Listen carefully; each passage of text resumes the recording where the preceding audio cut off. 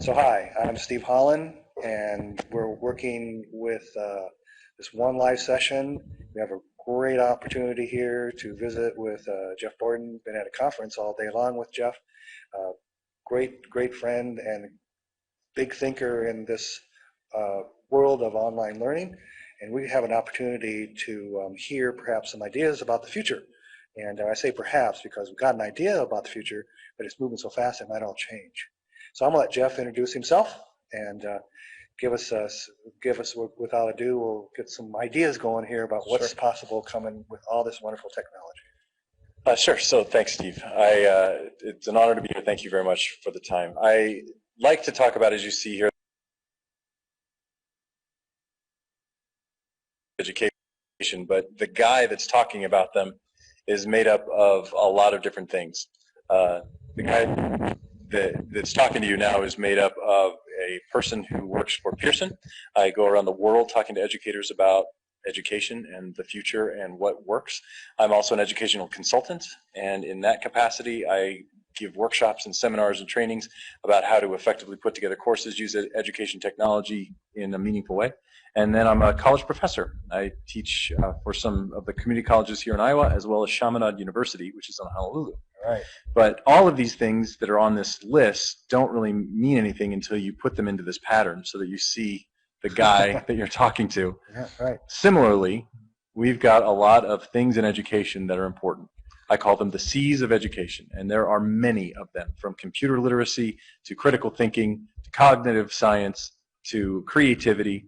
And so I try to put those together into a meaningful pattern for people to try to talk through what the future might look like with regard to education and technology merging. And of course, one more C, as you see this here, is a sailboat. And it's another C for creativity. And I got to tell you, I've known Jeff about 12, 13 years. And I don't know when I started, Jeff, that it would get to this point. I mean, I knew it was going somewhere, and I knew it was exciting, and I've been working hard at it myself, and I see how hard you're working at it, and I feel like we're standing on another shore, so to speak. We've been sailing out there, giving a nest, but it's another shore where it's all about to change again. And we've learned so much that we don't know. We're kind of like we're on shaky ground, or we kind of can't stay in the water. It's Right. like, what's going to happen next?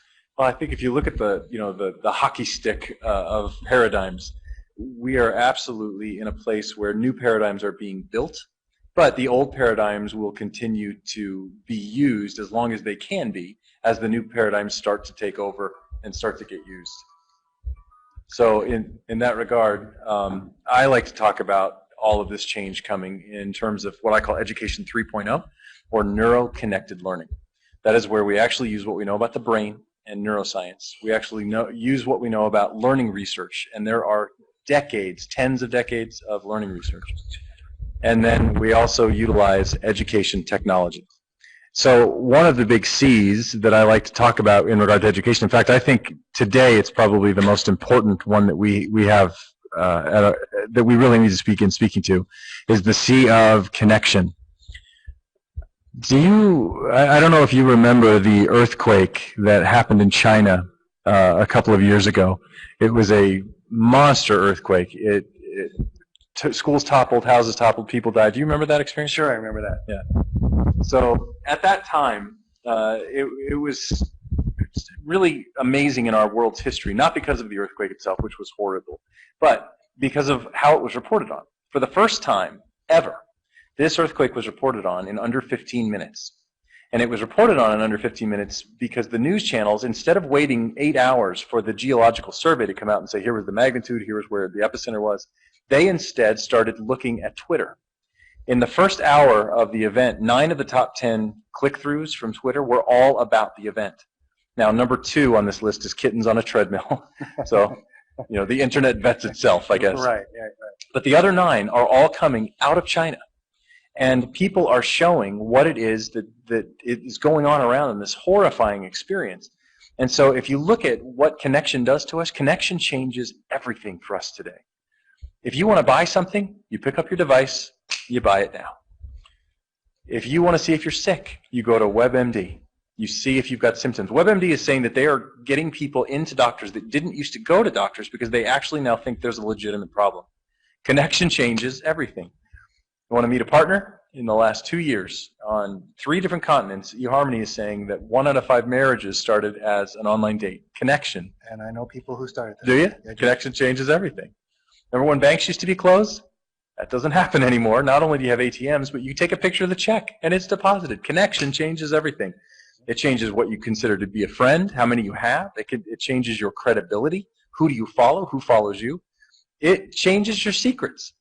I don't know if you have a secret that is so bad that you could only tell a priest or whomever, but many people have secrets that they can't tell anybody. Yeah, you go online and tell everybody. Now you can But at still be anonymous postsecret.com. Yeah. That's right. And some of these secrets, I think, are really quite amusing. I've been sitting here listening to these people make fun of me for 40 minutes. Should I let them know I speak Vietnamese? I mean, that's funny, but others are quite serious. And people are writing to Post Secret, and they're saying, you saved my life. I was contemplating suicide because I had a secret that was so dark, so deep, and I couldn't tell anybody. But now I can. I told somebody. Yeah. And then the anonymous community wraps itself around the anonymous teller, asks them questions, lets them talk. Connection changes everything. Well, you know, my friends that got married, they have a child. Doesn't get any more real than that. Oh, absolutely. You know? Yeah, the ultimate in connection, right? Right. The child is here because of this connection. So I think we have to ask, how is connection changing education? Because the school of 50 years ago, the classroom of 50 years ago, looks awfully similar to the classroom of today. You think about all the things that are banned in classrooms today, from cell phones to laptops to certain websites. You know, I think Wikipedia is sort of the ultimate experience of this for me. In the last 4 years, Wikipedia is the single most banned website on college campuses around the globe.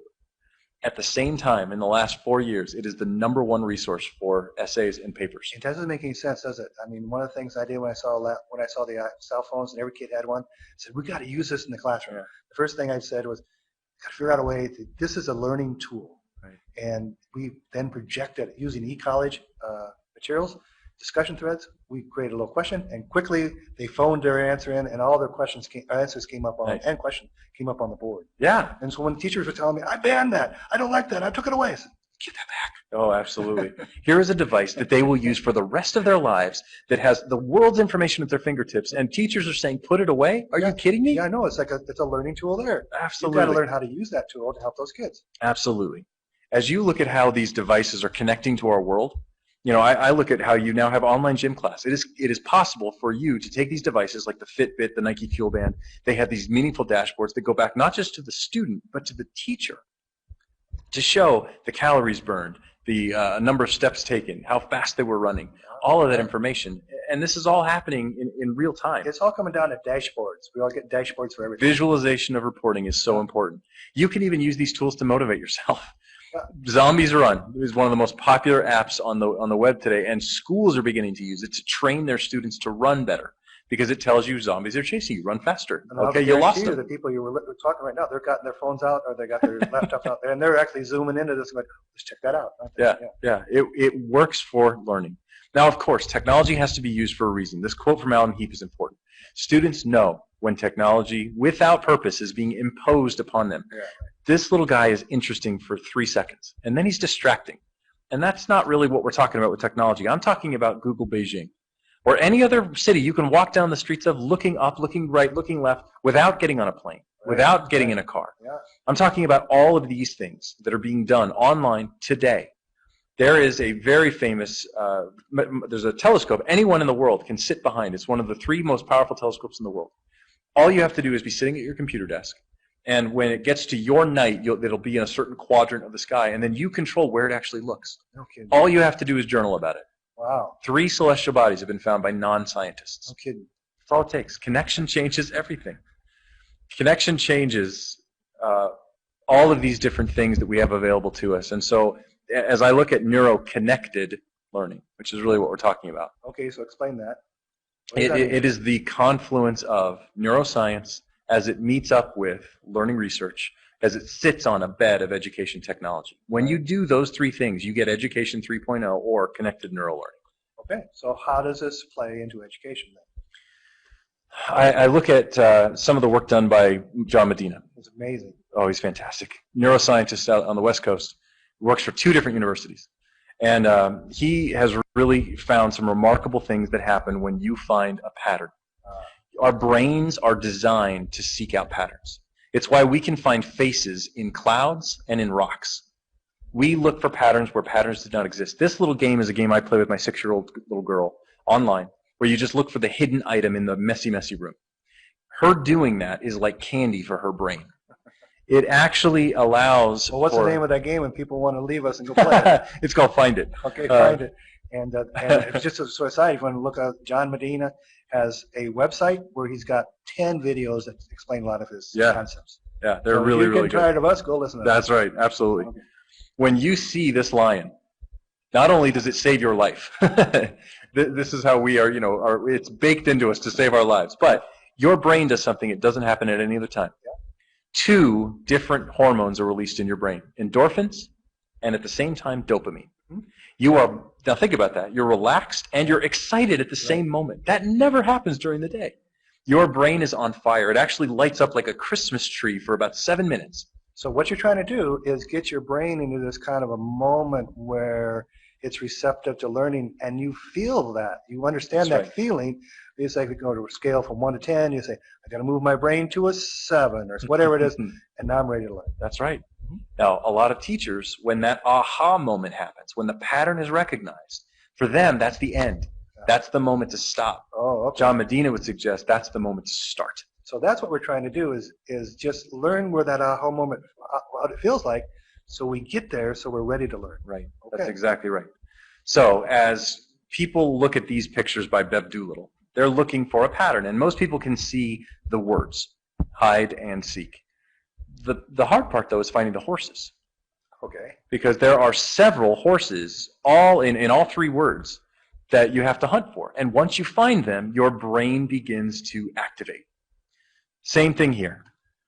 There's faces in this picture. Yeah. And as you find them, the dopamine and at the same time the endorphins begin releasing, and you get very excited as you start seeing some of those different pictures. So would it be a good idea to start an online class with something like this to say, hey, before we begin, get a little warm up for your brain? It's actually something that you should be putting all along the way. Throughout all of the learning, there should be moments of pattern finding, pattern recognition that is then exploited to say, now let's pounce and let's really learn the hard stuff. All right. And is that some of the brain games that are out there with sounds to get your brain moving? Lumosity engages in this, absolutely. Okay. Yeah, Same absolutely. idea. That's right. Now, all of this is to help students remember better, right? Yep, we hope so. To that end, John Medina has also found some very interesting things about words versus pictures. A lot of online courses are extremely text-heavy. I mean, you and I have been at this a long time. You've seen them. I've seen them. Yes. When John Medina studied thousands of people and he asked them to recall words that they had seen, 3 days after they'd seen those words, they remembered about 10% of them. Oh, yeah? 90 days after that, they remembered 3% of them. That's not good. It's not good. Pictures, however, were a completely different story. Okay. When they were shown pictures and then they were tested on the recall of those pictures 3 days later, they remembered almost 90% of them. When they were tested on it 90 days later, they remembered 60%, give or take. That's tremendous. Pictures trump words when you're really experiencing good e-learning. But I'm a comp teacher, composition teacher. How do I use that in the composition? Oh. The images that go with it, the context that goes with it, the stories and the narratives that go with it, attach them to a person, attach them to a face, attach them to an object, and then get that object communicating back with the learner. I have a lesson where they do write a story about a picture. That's important to them. Mm-hmm. So the construct is to do more of that. Yeah, absolutely. Okay. Absolutely. So in terms of connection, there are a lot of ways we can begin to take what we know about the brain, about learning research, and to lay it out again on this sort of foundational bed of education technology. So it isn't really all that complicated in terms of what you're trying to do, but get the collaboration and some C's, get it moving forward. That's right. That's right. Along those lines, there are a lot of tools that can actually help build in some of these C's. And these are what the people listening want to hear about, some of these tools. So this is called Edistorm. Now, Edistorm is, as we speak, transforming into their second iteration, and they're now calling themselves Stormboard. But I don't have a picture of that yet because it comes out sometime this week. Okay. But Edistorm is a brainstorming tool. We know from research that most people will spend, I shouldn't say people, students in a college project will spend up to 50% of their time brainstorming. That's not terribly efficient. And that's not really how the real world works either. And I get it. It's No. fun. Hey, I have no bad ideas. Right. Edistorm takes it down to about 6% of the time, which is what it should be, by allowing you to place words on this board in sort of post-it note fashion.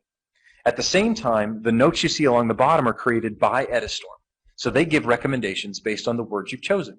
And Edistorm gets smarter and smarter and smarter all the time. On the left, you see the green voting buttons. You can vote up the ideas you like. And as the group begins to vote those ideas up, then eventually one bubbles up to the top, and it takes place much, much faster than it were if you were just sitting around trying to brainstorm ideas and say, let's come up with something. So this is a group activity. This is and for not an individual collaboration, activity. which is a nice C. And the idea is to sort of get data on what the group is thinking about mostly, or in terms of solving a problem, and move that along faster. It's a tool to really make them more efficient. Oh, okay. Yeah, that's right. Likewise, there is the mixer for language. We know that there are really two reasons, if you look at the research around why people learn a new language. Number one, they want to travel. Number two, they want to meet someone of the opposite sex. Okay. Those are the two primary reasons they do it. So why do we put them in a classroom and make them conjugate verbs for 2 years? The mixer changes. I don't do, by the way. Yeah, that's good. That's good. The mixer changes that by allowing people to speak to someone in the country where they speak that tongue natively over Skype. It's free. The website here is free and Skype is free. Okay. So you now have conversation with someone in Russia. They're teaching you Russian. You're teaching them English. Right. Or in Japan, you're teaching them English. They're teaching you Japanese. And to be able to talk to them, you got to talk the language. Exactly. Okay. They can correct your pronunciations that are incorrect. They can help you with, conjugation if it's appropriate. Some languages don't use that, but for those that do. And so as you start going through this, it is a social experience. So we're leveraging the power of social learning through the tool that is now available to us that really, we didn't have access to this 5 years ago, 6 years ago. Okay. Now, some people would say these are just gadgets, and they don't, how do you weigh that against the pedagogy? So when you start to look at sites like the Mixer, sites like Enter Zon, which is a game that teaches conversational Chinese, people are learning the same outcomes and objectives 3, 4, and 5 times faster than they are sitting in a traditional classroom with lecture. So the game is to be sure you got your learning objectives and be able to measure them. And if you can measure them, you got to give its due that it is effective. Then you can prove efficacy. Okay. That's right. Trello, one of my favorite tools out there for collaboration. Again, another big C in the C's of education. We don't assign group work very often in higher ed. And I understand it. It's hard to grade the individual. There is a lot of he said, she said. So-and-so took over the group or was a bully, or so-and-so left the group and never participated, right? I've been through that many times. And I I've have been assigned many roles that I did not know I had. Yeah, and you hear so many great stories, right? And you're thinking, I was just trying to do this. I don't know what you're talking about. That's right. But that's right. The different stories that get different people. That's right. Don't they? Trello eliminates that because it is project management, which, by the way, most companies use to this today. And most students have no idea going into that company that they use it after they graduate. This is called Trello. This is called Trello. And what it does is it allows you to assign who is responsible for a task, when that task is due, and then you can see the role that ties up to that task. You can, of course, see communication in the members of that group. But when I assign a group project to my students, they give me the Trello report. It shows me who was responsible for it, when they turned in, or if they did at all, or if it was late. And then the ensuing domino effect for the 3, 4, 5 tasks that couldn't be completed because they didn't submit theirs on time. I can see that. Yeah, so you can apply your rubrics or your whatever you do to assess the outcome. Yeah, it's black and white. It's easy to grade groups today for me because I have a tool like this. Whereas face-to-face, without a tool like this, it's all hearsay. It's all guesswork. Do you ever sense that it was the tools that you can lose touch with the individual? Well, that's again when you see the member in the community board on here, they're talking to each other all along the way. So you can peer over the shoulder. You are watching the entire experience. Okay. Yeah, it is highly transparent. In real time. You can do. Yeah, I ask my students to make me a member of the group. Some teachers may not choose to do that, but I do. Okay. So they know you're around. Yeah. There are simulators that are out there that you can begin to. This is a really good one. I've seen this before. Yeah. Now, unfortunately, it's a video, and if I play the video, I don't think it'll work in the Adobe. But at the University of California, you can actually at Davis, you can go and see this on the web. You can remove settings in one eye, the cranial nerve settings, the muscle settings, and then you can see what it would be like sitting in a doctor's office for someone to sit in front of you with those same problems. It's a fantastic Gives simulation. you a whole brand new viewpoint. Yeah. Yes. And you can't do this sitting in a clinic unless you sit there for what? 3 months? 3 years? Who knows? Who knows? If all of them will come in front of you. Right. Here you get to do it in 20 minutes. You can practice over and over and over again. And it's a learning tool that's amazing. I tell you a Absolutely. quick story. I used to run track at Iowa. They told me I had my arms too long, my coach too low, my coaches. I never knew exactly what they were talking about. One day they came with a video camera. I saw what they meant, raised my arms, time mile dropped 10 seconds the next week. Wow. Just because they had some technology that showed me what they were talking about. Wasn't that cool? That's amazing. Tiger Woods has a similar story. You know, they put those points on him where it's a stick figure essentially that gets created on the video. Exactly, yeah. And it changed his swing. Yeah. Changed his whole swing. Because like athletes, they say, you know, any athlete with a world record could do better. Right. But they wire you up and show you what you could have done better with that world record performance. And then you start to see it in your mind's eye how to get to that spot. Yeah. Yes. Same idea with the brain. Same idea with the brain. Simulation is amazing. Okay, very good. So, in terms of the technology, it can support the neuroscience and the learning research. Now, that also means that we can use these tools to begin to give us better abilities in and of ourselves. One of my favorites is based on Ebinger or the Ebbinghaus curve, the forget curve. We all have a rate of decay for forgetfulness. Some people forget after seconds, some people forget after minutes, some people forget after hours. But everybody forgets. If you are reminded before you forget, you will remember it a little bit longer. In fact, research has shown if you're reminded instantly before you forget, like within minutes, you will remember even longer. All right. Well, the forget curve is something that every teacher would love to tap into for every student, but we can't. We're not supercomputers. We can't tell what, you know, student X, student Y, or student Z's forget curve is. However, headmagnet.com can. Okay.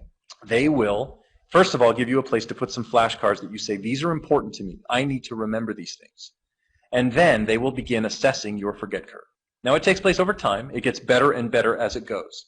But they will start asking, did you remember this? When they pop that flashcard up in front of you 2 days from now. And you'll say either, yes, I do remember it, or no, I don't. I have to completely restudy it, or yes, I just have to, you know, sort of in a cursory fashion restudy it. And then it goes away. So it's electronic flashcards done intermittently over Spatial time. repetition is what it's actually based on. That's right. That's right. And so I suppose the best way to help with students is say, here's a good tool, give it a try. Oh, absolutely. You know, if you would like to remember something forever, try this tool can help you do that. Yeah, so we talk about great studying for tests, right? Well, I was wondering if students would try this. Yeah, absolutely. Flashcards are very popular. When I first started online learning, I had all these gadgets, and the thing that students always wanted was, give me another flashcard. Right. Give me another set. Really? Okay. And I still have those in the course today. Yeah, they work. So anyway, headmagnet.com. Hopefully that horrifying picture will help people remember what it is. Now, in terms, we've talked about the neuroscience. We've talked a bit about education technology. Let me talk a little bit about some of those visualizations we talked about. Please do. So this visualization is a threaded discussion. This is a communication event online. I can see the students who have talked to one another, who have had a conversation together, or who have communicated with the teacher, who's the center big gray bubble. Right. I can see based on the thickness of their band, if they communicated a lot or a little. Okay. Now I overlay on top of that the red and the green. The red is the student who has failed. The green is the student who has passed. And the gray that you see around some of the outsides, those are the students who are teetering on the edge. They are about to fail. Okay. When I look at this, I can tell you the students who communicate more do better in the class, in this particular class. It's obvious when you say it out loud, but when you see it, I could show this to a student who could say, oh, I'm not engaging in the behaviors of the successful students. Why am I not doing that? Yeah, that's right. And then you start saying, as you say, well, the ones that are succeeding in a different way are doing these things. That's right. Right. So we can pull the data out from a discussion to get information like this. We can pull more discussion data out just around the words. This is a semantic cloud. And you can start to see the themes that get brought up by students or the instructor. Because the words that are used the most are the biggest. Right. The words that are used the least are the smallest. And they actually use these things not just for education, but they ask them for in areas of health, That's area right. of crime, start identifying where patterns are. That's right. So now it's coming into education That's right. full blast. That's right. Yeah. Well, I know it's a hot topic right now, but the NSA is using information and visualizations like this to start to look for patterns and try to decode problems potentially with terrorism and whatever else. And I know with health, they've actually identified where there were some breakouts, some health issues. They spotted it and put an end to it. Yeah. Because they found the source. The pattern. They Yeah. look for the pattern. We're back to the cognitive science, right? The pattern, absolutely. Now, you can overlay on top of these patterns any kind of rubrics or criteria that you want to. Here's a sample of something we began doing some work with Columbia University on, where they just wanted to see who in the class was expanding the conversation, who was essentially just repeating what was said over and over again, and then who was explaining what had been said, who was helping teach. This is a diagram of a discussion thread. I recognize this from a convention conference meeting. Yeah. And we know, the students in the class that I have with right now know that discussions we're pretty pleased with. But this is what the discussion would look like, because these students are elaborating, expanding, explaining, adding ideas, putting in new ideas, keeping this conversation going. The most exciting thing to me about this picture, and it's hard to get into with a lot of people, but the Columbia University professors that saw this suddenly realized, because there were names attached to all of these things, which we've taken out here, they could see that the students who they thought were the best students in their class were actually just repeating information from the students who they thought were the outliers. They were just following the requirements. That's right. Getting the points. That's right. That's probably what's happening. The students who were expanding the conversation and elaborating and really taking the conversation to new levels, the professors thought were the worst students in the class. And it's really helpful for me as an instructor after seeing this, and I'm continuing to work with students. I can start to spot that now because I have this picture in my mind, and when I see it, I'm like, okay, I can see it in advance. See exactly what you're talking about and go in and say, I need you to do some explaining. That's right. I can proactive. That's right. Because I've seen a picture of what that conversation should look like that I want. That's right. And so you can take that filter, that criteria. You can take that filter and that criteria, and you can apply it to every conversation in a class and start to determine when things are, if you look at chaos theory, you can look at when things are diverging, when things are converging, when things are expanding, when things are collapsing. You can really begin to look at discussions in a whole different way, and it starts to give you, shows the power of education technology. And it starts to figure out, this is the pattern I want to see, and this is how I got to get there. That same whole idea about that sweet spot in time, sweet spot in space, sweet spot. Some nice sports analogies here. That's right. Sweet spot at the bat. That's right. Okay, they can get good swing in it. Wow, this has been really brilliant. Good. Do you feel like going on a little bit more, or are we done? I've got one more section if you want to. We'll do one more section if you got time. I do. I'm very greedy. Yeah. I should explain to the people listening, we're in a conference room here. That's why you might have heard a door open. Had to happen. People have been here very, very generous with us, very good to us. So that's what's happened. So just so you know. Let me show you the point of all of this to me. I want to try to bring us out of an old paradigm and into a new paradigm, just like we talked about at the beginning, the hockey sticks. The old paradigm to me is represented by guys like this. This is Mark Edmondson. He's a professor at Virginia, and he wrote a piece that appeared in the New York Times, July of 2012, that said, can't we all just agree that education technology doesn't work, that it's not effective? We all know that the ultimate end-all, be-all of education, the reason students come to class, the reason students even go to college in the first place, is the lecture. Okay. He likes to lecture. He considers himself a great lecturer, and he said that's what it's all about. Okay. Now, I listen to that, and I don't necessarily agree at first, but I'll take in opposing ideas. Right. And I start to do some research. And I found in the National Survey of Student Engagement, came out in 2006, students would agree with that. About 50% of the time, they are being lectured to. Yeah, makes sense. So a lot of professors seem to agree with Mr. Edmondson. Now, I got to say, there are really good lecturers. Yeah. I mean, we pay to go see these people talk, and it's worth the money. Right. They're very, very good. I would agree with that. Doesn't mean everybody is, but it's, sometimes that's the best, that's a good way to deliver information. It's a good way to deliver information quickly. Yeah. Absolutely. Okay. Most professors have got a lot more time. They don't have to do it in a 1 hour chunk. However, another tool I really like, polleverywhere.com. Okay. Like you take a poll, I began polling audiences. Now I speak to audiences of 50 to 5,000 every week. Yeah, yeah. Yeah. And over the course of about 6 months, I started polling audiences, and I used that tool, Poll Everywhere. Uh-huh. I started asking them, how many great lecturers did you have in your undergraduate experience? Right. Most people, the average response I got back after I surveyed thousands of people, the average was 3. Okay. Then I said, how many great lectures did those great lecturers produce? About 3.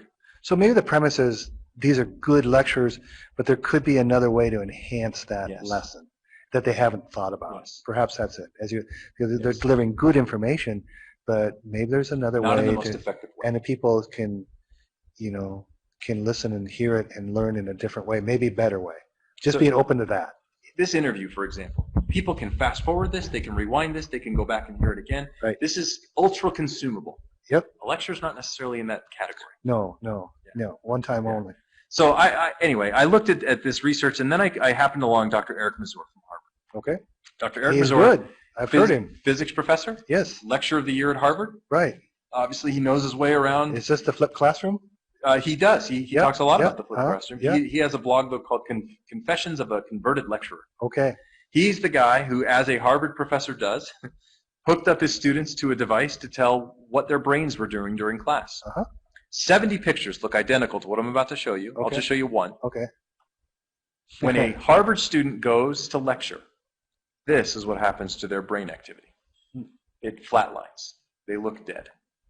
When a Harvard student watches TV, they have the same experience. Oh. So if you want to see, look at every other part of their day when their brains are highly active and highly engaged. Even when they're sleeping, there's more engagement and activity. The reason that I am doing this is to try to get to a place where we are putting the best of all worlds together. It is not just about the lecture. I agree with you. There is a time and a place for a lecture. There are some great lecturers, but not every great lecturer can produce great lectures every time. Every time. Right. It takes practice, and it takes molding, and it takes, right?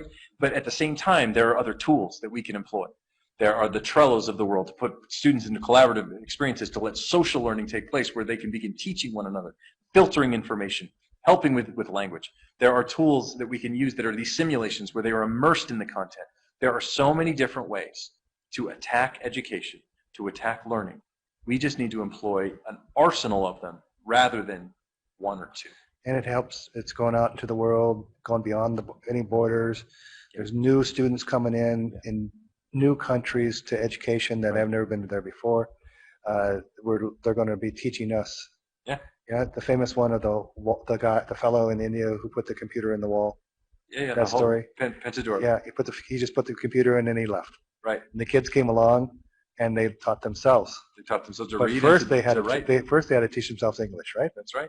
And That's right. and then when he came back, the kids gave him a bad time and said, "Yeah, that's right. We'd like this to be a little faster." That's right. Well, Jeff, thank you very much for your time. Absolutely. I really appreciate you taking it.